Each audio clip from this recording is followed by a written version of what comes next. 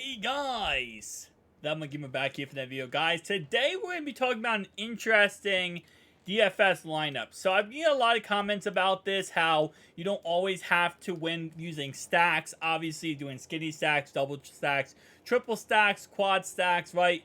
There are a lot of people who live by, and I say die by here, the idea of not having a stack going into the DFS lineup. And I will say right now that there's not many times I do this where I don't have a stack. I always usually have a stack going into it. But let's go ahead and talk about one-off plays, because that's what this lineup is today. It's pretty much just a whole bunch of one-off plays.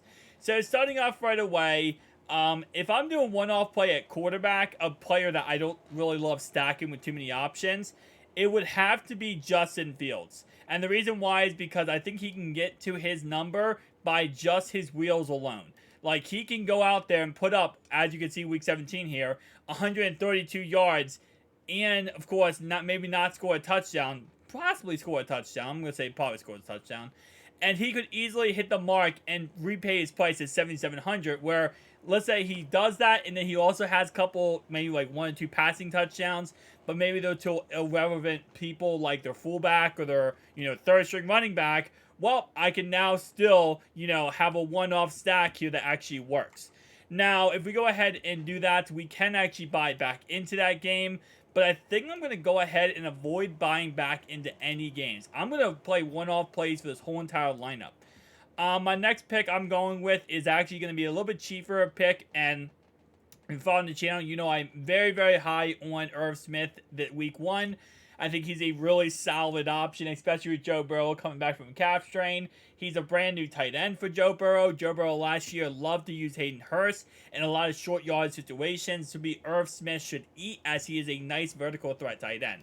Biggest problem with Irv Smith is staying healthy, but guess what? Week 1, he should be healthy. The defense I absolutely love this week is actually going to be... I'm going Washington. I love Washington versus the Arizona Cardinals. The Cardinals suck, let's be honest. The Cardinals are trying to tank for Caleb Williams, so I don't want to say 100% they suck, because they're trying to tank for Caleb Williams. They're purposely trying to give up wins so that they can get themselves their future quarterback. So because of that, I don't really want to say they suck, but I will say, yeah, we're going with Commanders defense. My running back 1, I'm going to go with Austin Eckler here. I think he's a pretty solid play. Of course, as always, for my wide receiver, I'm going with a cheaper option, Zay Flowers here. Let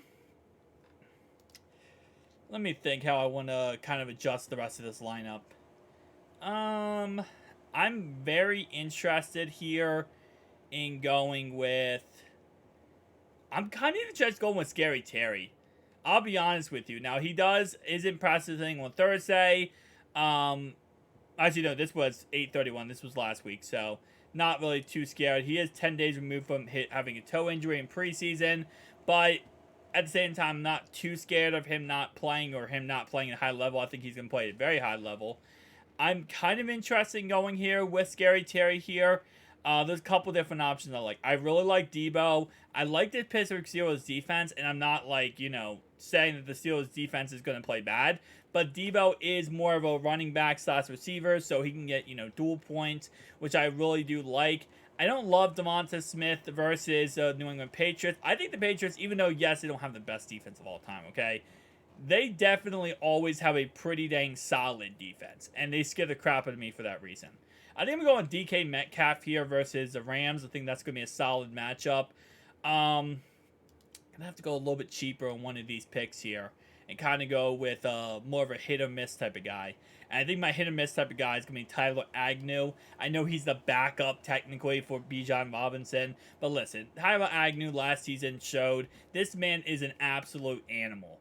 And if Bijan is going to get a lot of carries, which I do truly believe he will, I don't think he's going to be the only one who gets carries in this game. If Desmond Ridder struggles at all in this game, they're going to lean on this run game very heavy, and it's going to be all Tyler Agnew and Bijan Robinson. My next pick I want to go with here is going to be... I'm not really into the rookies yet. Jordan Addison and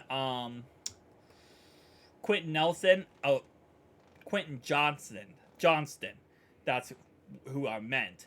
I'm not too interested in those guys just yet.